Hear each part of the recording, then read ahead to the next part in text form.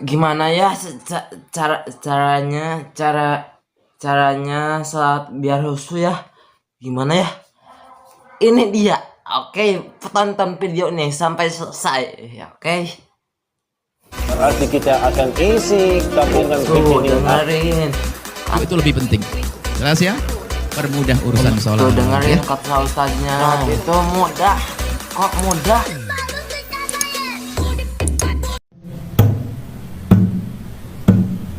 Jangan meninggalkan sholat gara-gara tidak khusyuk.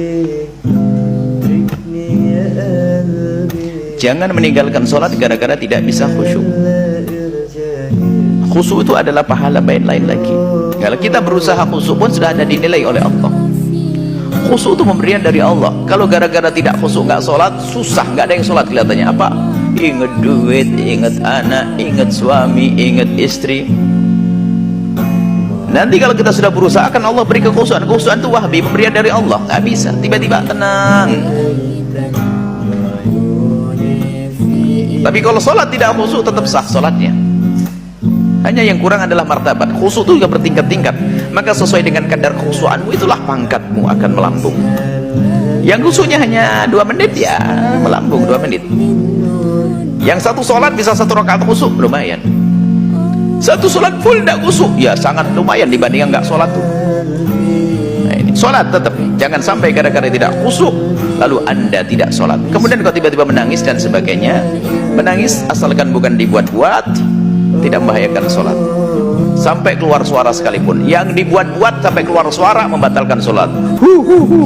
Ngapain bohong dia? Ini keluar huruf ya. Tapi kalau tiba-tiba menangis tidak membatalkan sholat.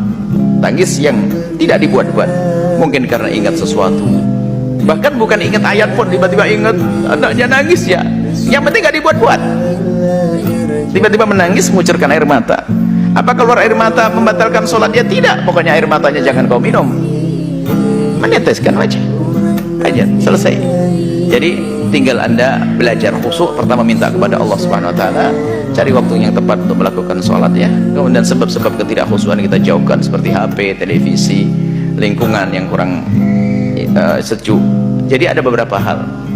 Kemudian biasakan kalau melakukan ibadah jangan buru-buru. Ini ada beberapa yang pernah kami hadirkan bagaimana agar kita bisa khusyuk di dalam sholat ya. Tetap lakukan sholat biarpun anda belum khusyuk, atau bahkan anda yakini anda tidak khusyuk, tetap lakukan sholat.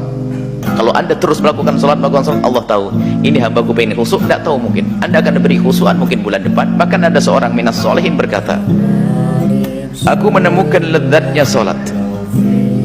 sholat itu setelah berjuang 20 tahun. 20 tahun, baru berapa tahun kita?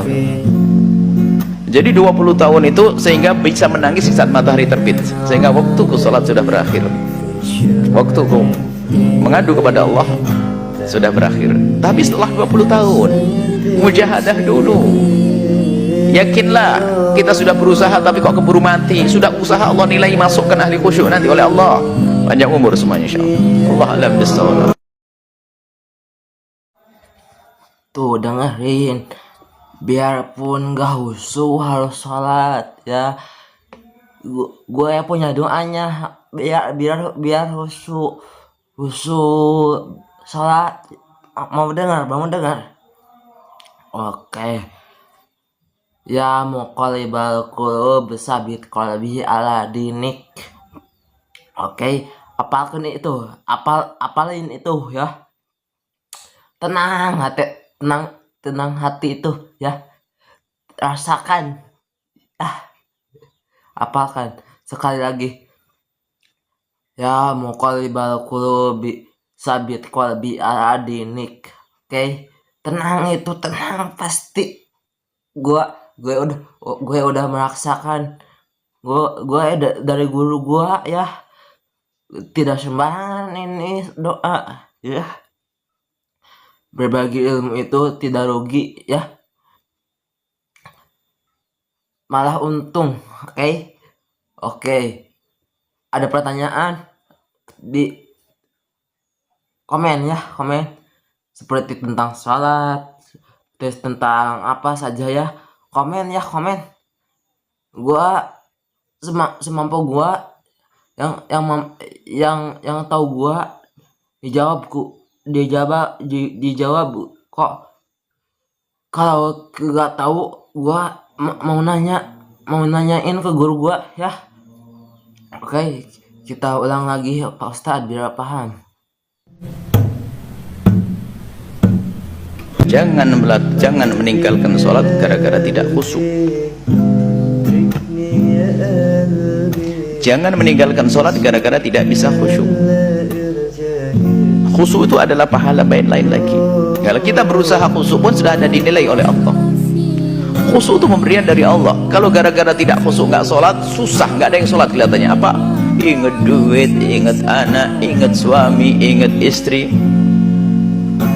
Nanti kalau kita sudah berusaha akan Allah beri kekhusyuan. Kekhusyuan itu wahbi, pemberian dari Allah. Nggak bisa tiba-tiba tenang. Tapi kalau sholat tidak khusyuk tetap sah sholatnya. Hanya yang kurang adalah martabat. Khusyuk itu juga bertingkat-tingkat. Maka sesuai dengan kadar khusyuanmu itulah pangkatmu akan melambung. Yang khusyuknya hanya 2 menit ya melambung 2 menit. Yang satu sholat bisa 1 rakaat khusyuk, lumayan. Satu sholat full tidak khusyuk, ya sangat lumayan dibandingkan nggak sholat tuh. Nah ini sholat tetap, jangan sampai gara-gara tidak khusyuk lalu anda tidak sholat. Kemudian kau tiba-tiba menangis dan sebagainya. Menangis asalkan bukan dibuat-buat, tidak membahayakan sholat.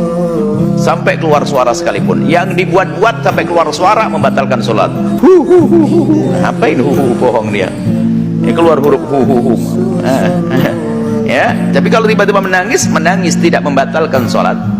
Tangis yang tidak dibuat-buat, mungkin karena ingat sesuatu, bahkan bukan ingat ayat pun, tiba-tiba ingat anaknya nangis ya, yang penting gak dibuat-buat. Tiba-tiba menangis mengucurkan air mata. Apa keluar air mata membatalkan sholat? Ya tidak, pokoknya air matanya jangan kau minum, meneteskan wajah aja, selesai.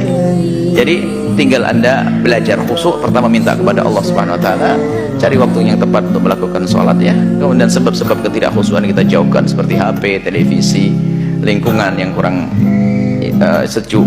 Jadi ada beberapa hal. Kemudian biasakan kalau melakukan ibadah jangan buru-buru. Ini ada beberapa yang telah kami hadirkan bagaimana agar kita bisa khusyuk di dalam sholat ya. Tetap lakukan sholat biarpun anda belum khusyuk, atau bahkan anda yakini anda tidak khusyuk, tetap lakukan sholat. Kalau anda terus melakukan sholat, Allah tahu ini hambaku pengen khusyuk, tidak tahu mungkin anda akan diberi khusyuan mungkin bulan depan. Bahkan ada seorang minas solehin berkata, aku menemukan lezatnya sholat. Lezatnya sholat itu setelah berjuang 20 tahun. 20 tahun, baru berapa tahun kita? Jadi 20 tahun itu sehingga bisa menangis saat matahari terbit, sehingga waktuku sholat sudah berakhir, waktuku mengadu kepada Allah sudah berakhir. Tapi setelah 20 tahun mujahadah dulu. Yakinlah kita sudah berusaha tapi kok keburu mati. Sudah usaha Allah nilai masukkan ahli khusyuk nanti oleh Allah. Panjang umur semuanya insyaallah. Allah alam bisawab. Tuh dengerin, salat itu salat meskipun tak khusyuk. Oke, khusyuan itu hanya Allah yang memberi ya.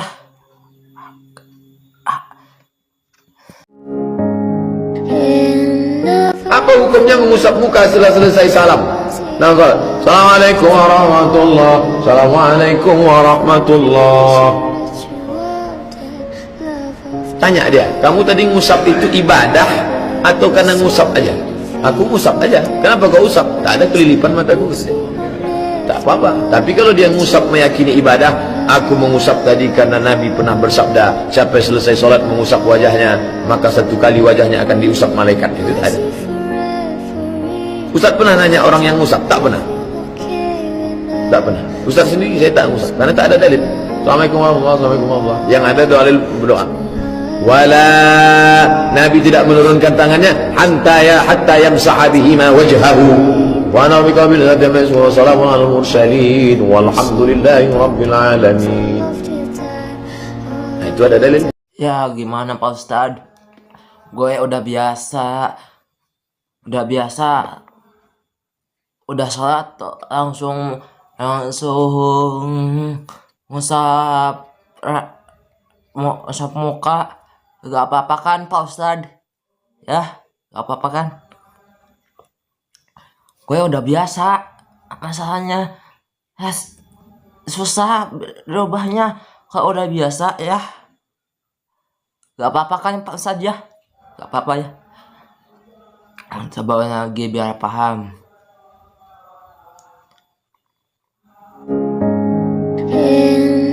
Apa hukumnya mengusap muka setelah selesai salam? Nah, Assalamualaikum warahmatullah. Assalamualaikum warahmatullah. Tanya dia, kamu tadi ngusap itu ibadah atau karena ngusap aja? Aku ngusap aja. Kenapa kau usap? Tak ada kelilipan mataku. Tak apa-apa. Tapi kalau dia ngusap meyakini ibadah, aku mengusap tadi karena Nabi pernah bersabda, siapa yang selesai sholat mengusap wajahnya, maka satu kali wajahnya akan diusap malaikat. Itu tak ada. Ustaz pernah nanya orang yang ngusap? Tak pernah. Tak pernah. Ustaz sendiri saya tak ngusap karena tak ada dalil.